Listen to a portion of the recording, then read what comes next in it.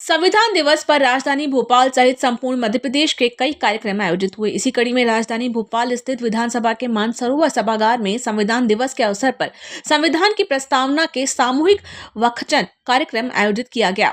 कार्यक्रम में मुख्य अतिथि के रूप में मध्य प्रदेश के उप मुख्यमंत्री जगदीश देवड़ा, पंचायत एवं ग्रामीण विकास मंत्री प्रहलाद पटेल, मंत्री प्रतिमा बागरी, नगर निगम अध्यक्ष किशन सूर्यवंशी, महापौर मालती राय, दक्षिण पश्चिम विधानसभा के विधायक भगवान दास सबनानी विशेष तौर पर मौजूद रहे।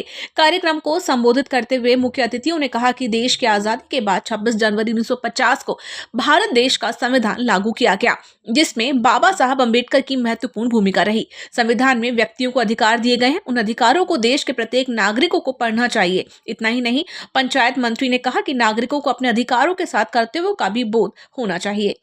हम यशस्वी प्रधानमंत्री जी को धन्यवाद देंगे कि उन्होंने 2015 से भारत के इस संविधान दिवस के रूप में मनाने का उन्होंने निर्णय लिया और यह 2015 से इसको संविधान दिवस के रूप में पूरे देश में मनाया जा रहा है।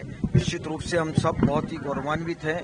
हमारे देश का यह संविधान है जो अधिकार और कर्तव्यों का बोध करवाता है और समय समय पर इसमें अमेंडमेंट भी होते हैं और हम सब बहुत सौभाग्यशाली हैं कि इस संविधान निर्माण समिति में भारत रत्न बाबा साहब अम्बेडकर के साथ मध्य प्रदेश के भी अनेक हमारे महानुभाव इसमें सम्मिलित रहे हैं।